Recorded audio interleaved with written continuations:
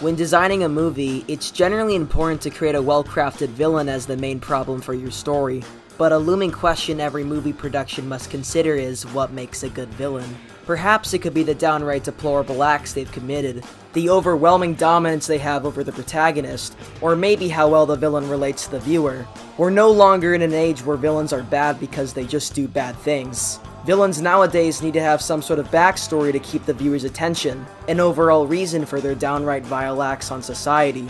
Back then, you could slap on a story of a good guy fighting a soulless villain that eventually wins and overcomes a situation. However, this meta of storytelling has grown all too stale and unenjoyable. In fact, what usually makes the movie so enjoyable to watch in the first place is how well the villain is designed. We love to see the heroes destroy the bad guys and win the battle and whatnot, but movies easily get stale if the story is just bad guy doing bad things until the hero sabotages their plans and wins. Sometimes we want to see the villain overcome a situation. Sometimes we may even like the villain more than the hero. Forever. And why do you want to kill me? I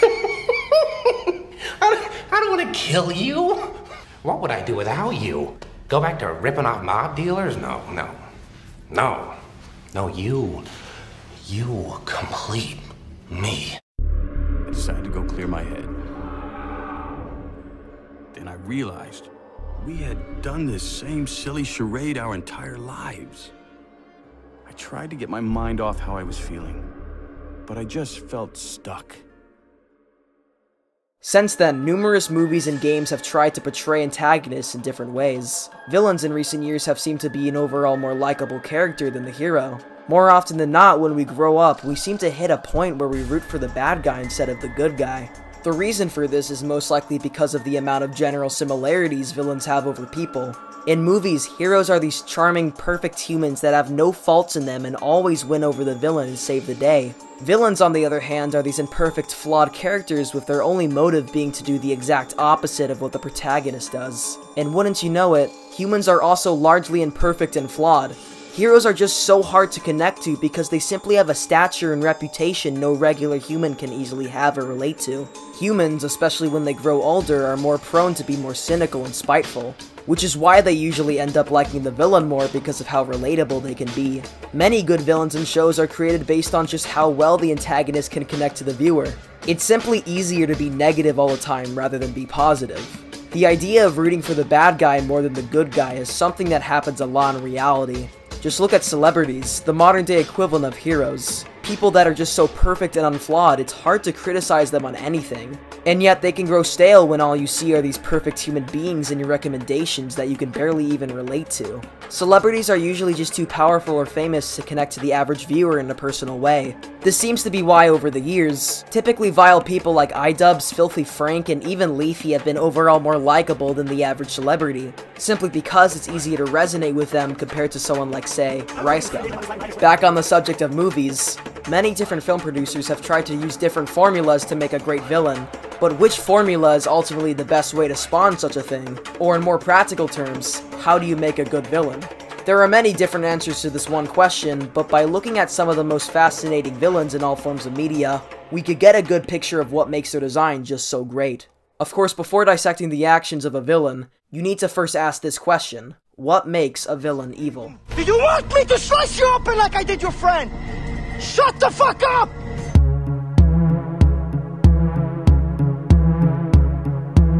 Vaas is probably one of, if not the most iconic antagonist in all of video game history. It's a character that is so utterly threatening and dominant to the main character, every time you see him, you get a feeling of dread inside that you might not last long with him around. Vaas is what every video game company wants to make when designing a downright deplorable character. He's a person that is so utterly influential, he alone is what made most people play Far Cry 3 to begin with.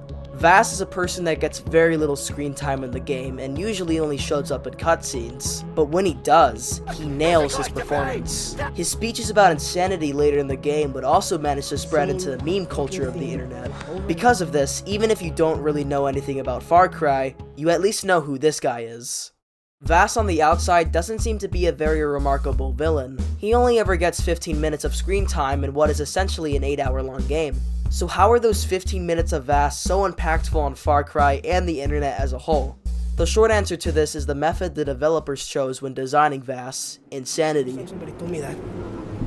I don't know, I thought they were bullshitting me, so boom, I shot him. Vaas is a character that is insane, but in a way no one else had explored before. While most villains in online media are bad because they were either raised bad or were portrayed by their peers in society, Vaas is a person that had been portrayed and beaten down by the most important people in someone's life: family. Vaas talks an awful lot about family, and it's not hard to see why. In the game, Vaas is the sibling of Citra, a warrior of the island that takes interest in our main character Jason. Throughout the game, Jason develops the illusion that Citra is the good guy while Vaas is the bad guy. And yeah, that's totally fair to see why. Vaas did kind of try and kill Jason about 3 times already. But once again, like heroes and villains we see when growing up, we once again begin to blur the characters into a gray area onto who's actually the bad guy. Is Vaas the bad guy because he's simply insane? Or is Citra the bad guy because she made Vaas into what he is today? Vaas is portrayed as insane, but really he's perfectly fine.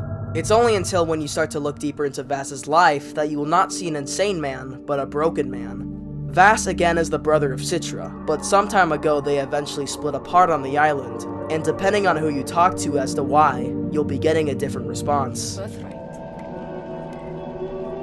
Hoyt Volker lured him away with money, drugs. He became a monster, but he was still my brother. Vaas in his story is a person that was betrayed by his family. When he thought he was safe with them, they would blindside him every time. Vaas tells Jason before trying to burn him about the importance of family. Vaas trusted and loved her sister, but upon doing so, she would manipulate him into doing whatever she wanted. He was originally a good hero of the island and his tribes, but when his own family betrayed him, that's when he slowly started to become what he is today. With the new recent game of Far Cry 6, there's a DLC where you yourself can become Vaas. Vaas in the DLC is now portrayed as the good guy. We get to see glimpses of what Vaas and Citra used to do as children, but here Citra is portrayed as the bad guy now, something Vaas has to defeat. At times, we see distant memories of Citra downright taunting Vaas. Pull the trigger, Vaas. Do it. For me. Oh, sad little boy. Always so disobedient. You were never what I needed, what I wanted.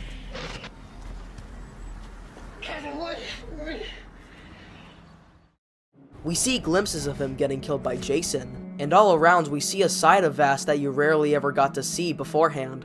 After completing the DLC, you will get a cutscene of Vaas in the future, alone on the island talking to an inanimate object. His tone of voice and his actions in the cutscene can come off as really depressing. It's a truly broken Vaas, a Vaas that can no longer recover from the trauma of his family. And with all of that backstory being said, it's not hard to see why Vaas is some of the most influential video game villains of the 2010s. Even with his low screen time and his beyond overused meme, he's a character that has defined what it is to be evil because of family.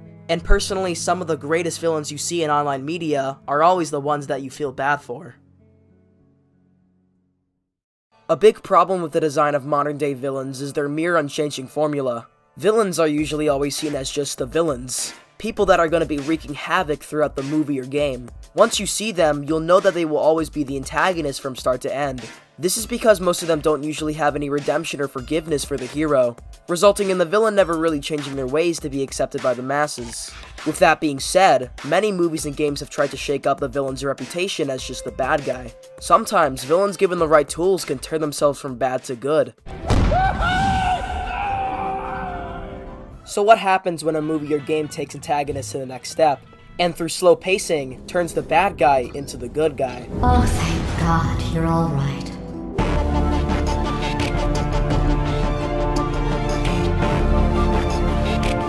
GLaDOS is also one of many iconic villains in video game media. She naturally comes off to the player as nothing more than a ruthless and condescending drone. A smart but cynical robot that makes the player's only emotions towards her pure anger. But what makes her unique from the rest is her redemption arc from villain to hero. GLaDOS is a computer-programmed robot in the popular franchise Portal, where the main character Shell is subjected to several tests throughout the game while GLaDOS monitors her. However, you will soon find out that Portal is not your typical puzzle game. Right from the start, there are already massive red flags revolving around the facility that GLaDOS runs. During our journey, the player will experience floods of toxic gases in some of the chambers, military androids that will attempt to shoot and kill Shell, and most importantly, the copious amounts of loneliness you will feel throughout the game. In Portal, you don't see a single human being in all of your playthrough. The game takes the psychology of human loneliness and tries to exploit the player with that as much as possible. Throughout the game, you will see hints of humans that might have once been here. From Chamber 16 and beyond, you will start to see small huts someone used to live in behind the walls. Whoever lived here was most definitely living off-grid. In these rooms, you will find poorly made sheets used for sleeping, several empty water containers, and canned beans cooking off of a computer CPU. At this point in the game, the pacing of Portal quickly turns from an interesting puzzle title to a downright horror game. One of many Portal specialties is the question of sentience. You will occasionally be contemplating to yourself whether if any of the robots you've been seeing have any sentience in them. The turrets in the game frequently talk to the player and even other turrets. Searching. Sentry mode activated. Is anyone there? Coming through. Excuse me. Sorry. When turrets are in the process of evaporating, they will typically express pain and scream upon their death. It's easy to believe that the turrets might actually be conscious, but whether their talking is simply programmed or actual communication is what makes people still talk about this game 14 years later. Turrets aren't the only robots you will encounter that might have sentience in them. Rocket turrets, personality cores, and even the freaking walls might be conscious. The peak of Shell's loneliness happens in Chamber 17, where you are presented with something as simple as a cube with a heart on it. We'll deliver a weighted companion cube in 3, 2, 1.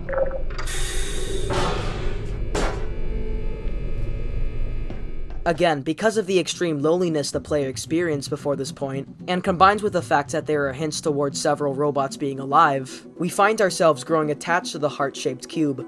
Its soothing and charming pink heart makes it stand out from the bleak and soulless environment that is the chambers.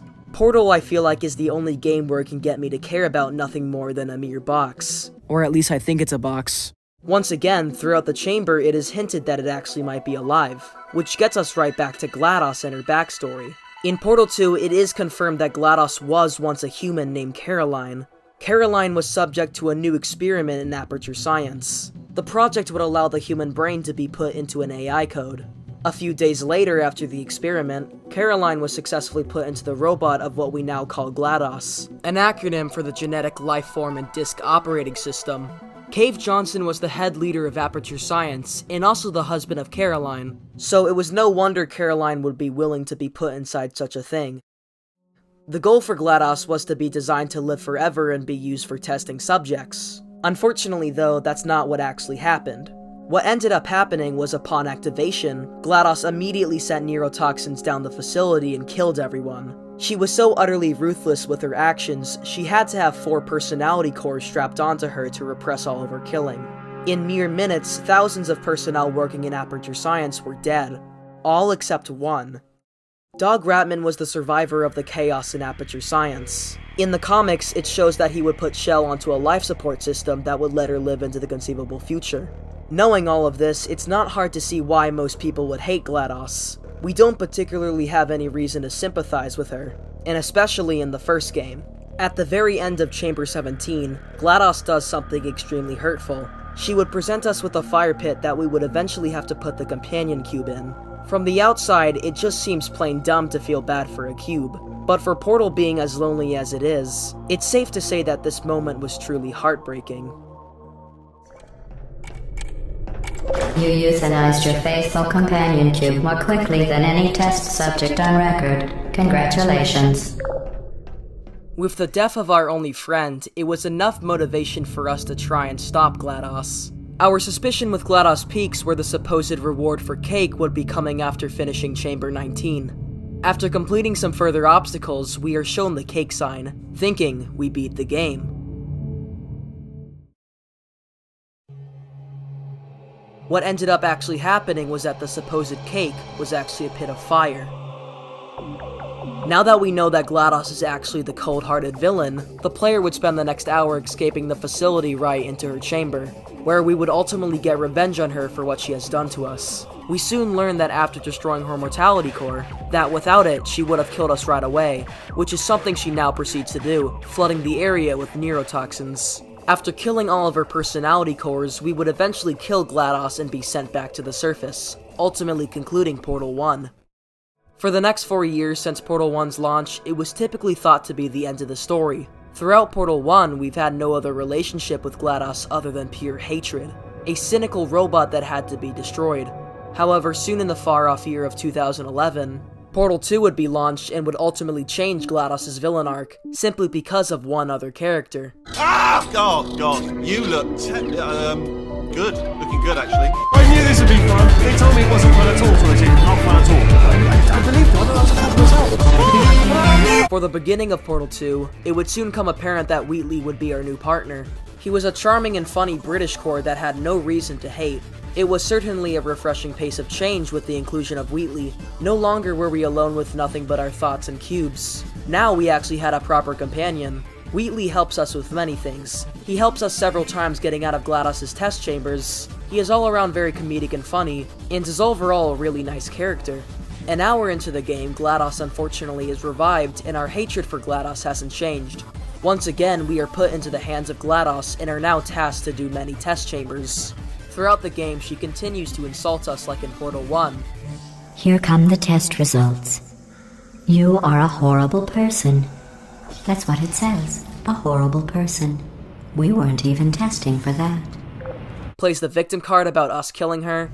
I've been really busy being dead. You know, after you murdered me. And all around is more threatening than ever. Around the late chambers, Wheatley finally gets us out of here and we start escaping with him again. Shell and the player at this point are believed to trust Wheatley and his plans. Again, while it is true that she tries to kill us many times, suddenly something happens when we enter her chamber. Finally, we defeat GLaDOS for the second time and replace her body with Wheatley's. Wheatley should be able to get us out of here via elevator, and that should be that. Moron! Yes, you are. You're a moron they built to make me an idiot. Well, how about now? Now who's a moron? Could a moron punch you into this pit? Ah! Could a moron do that? No.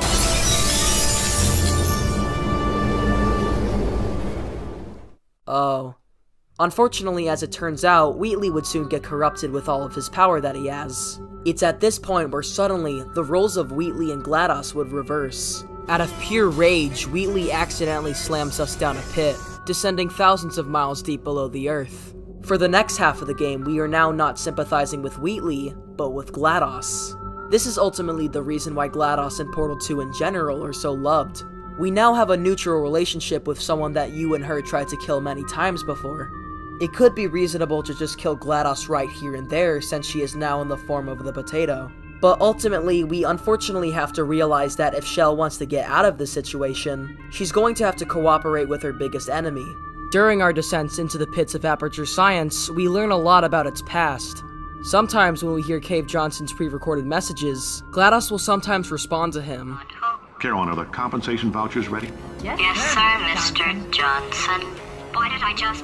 Learning the backstory of GLaDOS' misdeeds is what gets us to slowly start sympathizing for her. Soon after we escape the darkest pits of Aperture Science, we finally return to ground level where Wheatley goes mad with his power. I think without Wheatley's supervision of the two friends down in the pits, we wouldn't be resonating with GLaDOS as much on a personal level. Once again, the best villains in online media are the ones that you feel bad for. Now our goal for the remainder of the game is to defeat Wheatley, someone that we now hate and despise like we did with GLaDOS back in Portal 1. Before the battle between Shell and Wheatley, GLaDOS knows that we are somewhat still skeptical of putting her back into her robot form, but ultimately we end up trusting her and that she would eventually get us out of here. Eventually we get into Wheatley's lair, and promptly defeat him using bombs and personality cores. During the betrayal of Wheatley, GLaDOS confirms that Wheatley is an anxiety core, a core that was designed to be stupid. As to why he was created that way is anyone's guess. Once we stun him down enough times, we need to ultimately press the button that was originally pressed to get Wheatley into this position in the first place. Unfortunately though, it was booby-trapped. With our remaining conscious left, we see the moon up in the night sky and shoot it, sparking some of the best finalities in all of video game history.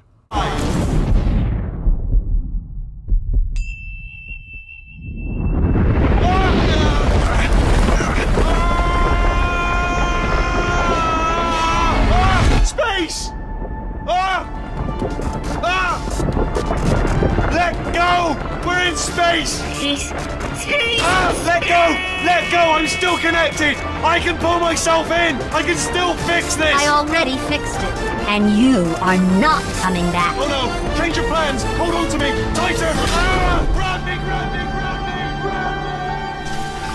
grab me! Even though we hate Wheatley at this point, it's still kind of sad to see him go. Wheatley desperately wanting to go back is a far cry from his relationship with Shell.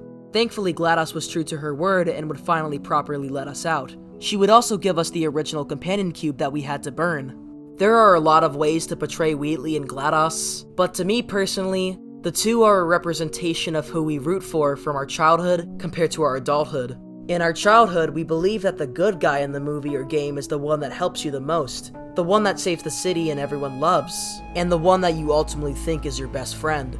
In Portal 1, we believe that GLaDOS was the villain because of her cynicism, but at the end of the game we suddenly once again start to blur who is the bad guy and who is the good guy. We suddenly realize that villains are not always just villains. Given the right circumstances, we finally learn to appreciate those who we hated the most. And we eventually learn the hard way through Portal 2 that sometimes our bestest friends can betray you in an instant. What made Portal 2 for me click was the slow pace of the eventual reversing role of Wheatley and GLaDOS. There will never be another villain or hero like GLaDOS, and there will never be another hero or villain like Wheatley. Let's honestly just hope that there is no Portal 3. Portal for me has been concluded.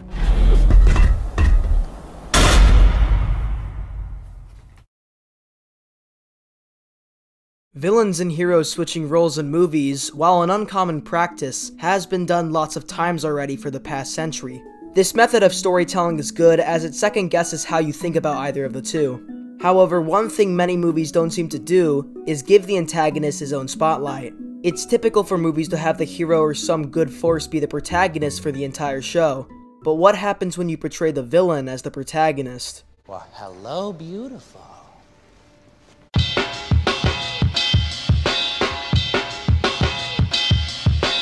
Now, the Joker at this point is kind of a dead topic. Talking about how society sucks and that it's nothing but a system kind of cringes the average person, including me. But even then, Joker is still a topic worth talking about. Prior to the Joker movie, he was seen as a comical mob villain fighting the popular hero Batman. But this Joker was different. This was a more down-to-earth, cynical, and depressing Joker. Joker is a person that got rejected by everyone. His hobbies, his mom, his job, the people around him, all of them rejected what he could truly be and wrote him off as a psychopath. And while that certainly isn't wrong, just about everyone would start to go insane and crack if they got rejected by all. Joker's dream job is to be a stand-up comedian, typically dressing up as a clown. But because of that, he would soon get beat up, given the cold shoulder, and has very rare people to attend to. In one scene, Randall gives Arthur a gun to defend himself, and a little while later he would use it as self-defense on 3 people. He would also unfortunately use it on Randall himself. Murray would soon invite Arthur on his show, and he would confess about what he did. Further disruption would continue to increase until Joker snaps, creating the most iconic scene in the entire movie. Get what you fucking deserve! Joker is commonly regarded as insane and a murderer, but it doesn't seem that he is doing this for fun. Contrary to popular belief, Joker and especially people don't really want to do awful things. But sometimes, if not attended to, we can reach a boiling point. A point where we can come off in an angry way, raging at those who look down at him. At minimum, a meltdown will just result in verbal distress, but at worst, it could end up with someone dying. Joker is a person that anyone could become if not kindly cared for. Joker, prior to any incidents, was apparently on 7 different medications, and despite that he still craved more.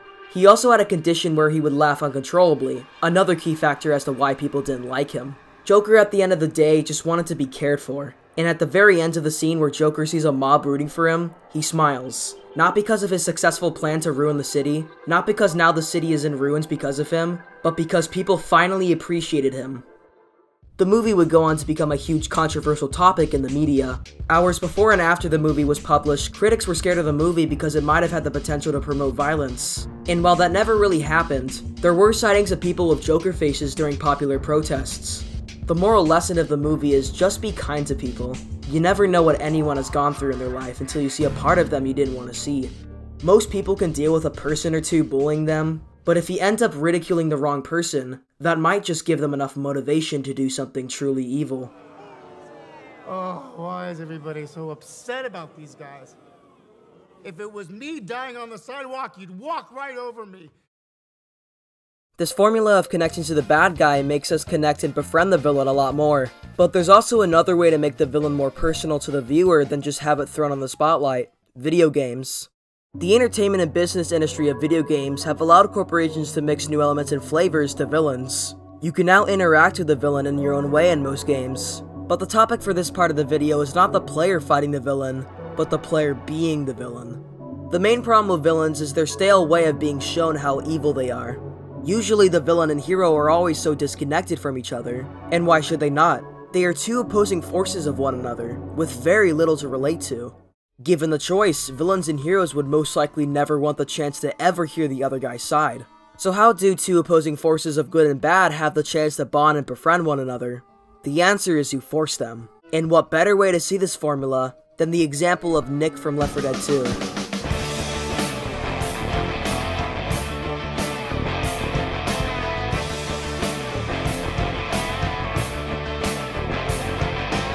Nick is the result of a cynical and immoral antagonist forced to work alongside his opposing foes, constantly insulting and attacking the group while still accepting that he has to be with them if he wants to be alive. In the game Left 4 Dead 2, Nick doesn't have a choice to work against them, because the world around the 4 is filled with zombies. Zombies. For the 4 survivors to live and adapt to the newly infected world, they're gonna have to stick together. Throughout your playthrough, you will usually be using teamwork and cooperation to win against all of the zombies. Nonetheless, the matter of cynicism is crystal clear in Nick. Nick defines what it is to be a cynicalist. Looking at his backstory, it tells us a lot about his shady past. Prior to the zombie apocalypse, he was shown to be an active con artist while spending most of his free time gambling. When the epidemic of the green flu happened, he was in prison, which he shortly broke out of after everyone started to appear as zombies. He got a nice suit for $3,000, and here we are with him. One of Left 4 Dead 2's major advantages to keeping the 4 characters fresh is the almost dysfunctional family status they hold. No one is the same in this small group, especially Nick. Coach is the former leader of the group from his experience of being a past coach. He gives the team ideas, support, and motivation. Rochelle is the middle ground of the group, being a realist and mostly kind while also knowing when to defend and fight back. Ellis is the happy-go-lucky person of the group, a southern almost man-child that gives the team a lot of support along with it. And Nick goes against all means of the 3 characters' goals and ideas. Throughout the game, Nick will constantly drone on and insult the 3 survivors. His cynicism for them doesn't really seem to let down even at the end of the game. At best, Nick will simply tolerate them. He doesn't really seem to have any moral or common ground towards Coach, Ellis, or Rochelle. And you best see this intolerance with the 2 opposing forces of Nick and Ellis. I'll beat you so bad, your sister's gonna wish she never gave birth to you. Hey Ellis, why don't you tell us about the time you shut up? You know what I like best about your stories, Ellis? The sound they make when they stop. See, while Nick will most of the time tolerate Rochelle and Coach, Nick cannot stand Ellis. At every opportunity, Nick will mindlessly insult Ellis for just about anything he does. His accent, his ideas, his personality. Nick despises everything about him. Ellis, on the other hand, doesn't really seem to hate Nick all that much. He'll personally be offended sometimes and make fun of Nick's smack talk, but overall, he doesn't really hate him. You can think of Ellis's yellow shirt and Nick's blue shirt as the yellow and blue of SpongeBob and Squidward. Again, what makes Left 4 Dead 2 special is that no one of the 4 people have a choice to leave the group. As much as Nick would want to, there's no longer a case of, if I split with them, I will be happy. The unfortunate reality of the situation is now, if I split with them, I will die. Millions upon millions of zombies are now roaming half the country of the United States, so if they want to live and survive, they are gonna have to stick and stay together. With 4 people that rarely have any common ground forced to work together or they will die, it gives us so much flavor and elements to their character design. Nick will never stop letting down and be negative all the time throughout the campaigns, but nonetheless, he realizes that he will die if he splits away with them. For me, the best part about Nick is when he finally shows the littlest of sympathy towards his team. When going to the safe room and transferring to the next level, Nick will sometimes remark that he's starting to like them, and if someone in the team just so happens to die, Nick will suddenly turn from an arrogant and cynical con artist to genuinely feeling emotions of sadness, even mourning for the death of Ellis. Ellis, I'm surprised you lasted as long as you did. Nick is a common example of a downright bad guy, but even then, some of his best bits are when he finally stops letting up on the group. Nick will probably never let go of his arrogant attitude on the outside, but by the end of the game, Nick finally learns a lesson or two on the inside. He slowly but surely adapts to the group and ultimately starts to show some sympathy, and at the very least tolerance. The quote, "The only way to beat hate is love," is extremely cheesy, but nonetheless true. Coach, Ellis, and Rochelle, while sometimes backtalking Nick, don't actively show hate towards him. They don't really view him as a villain, more of just a whiny child that happened to get a beard. When put into this perspective, the three of them were able to tolerate Nick's attitude, no matter how unbearable it could have gone. Despite all the evil Nick has established in the group, the three of them will still help Nick under any circumstances. Had they shown aggressive hate towards Nick, it would have just made the group more dysfunctional than it already was. Since they didn't really care about Nick's attitude, and still helped and worked alongside him, Nick finally understood, at least on the inside, that these guys are alright. Forcing the bad guy to work with a good guy is ultimately the best way for them to connect with each other. Video games have a lot more options when designing this formula, but despite that, movies have also managed to process this formula. See, on the video game side of things, you have Nick, but on the movie side of things, you have someone like Maui, a cartoon demigod of Earth that after some time is revealed to be not so great. In the movie Moana, her island plus thousands more are rotting because of a relic that was stolen. Moana sets off on a journey to find the demigod Maui if he can fix this. Eventually, by accident, Moana finds him. Despite doing a lot of good things for humanity and nature itself, Maui would turn out to actually have been the one that stole the relic himself. The rest of the movie is Maui and Moana, at first, just downright not getting along, but at the end become friends and work together to put the relic back in its place. We also learn a little bit about his backstory while we're at it, how he was thrown into the ocean shortly after birth. The movie is for kids, so naturally it's a bit exaggerated and told as a fantasy. But nonetheless, Moana shows us yet another example of how two opposing forces, given the chance to work together, will slowly but surely combine into a unity of acceptance. A conclusion we can draw from this is that villains are important.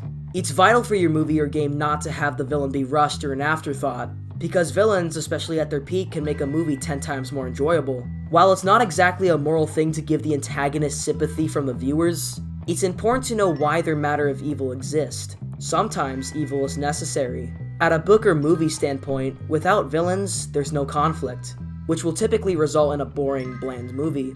On a global scale, however, conflict is vital for competition, for growth, for just about anything. This can go as small as a soccer game to as big as the economy or choosing the next president.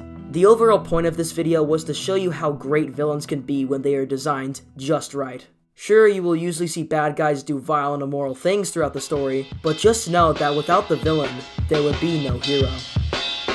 When you cross a mentally ill loner with a precise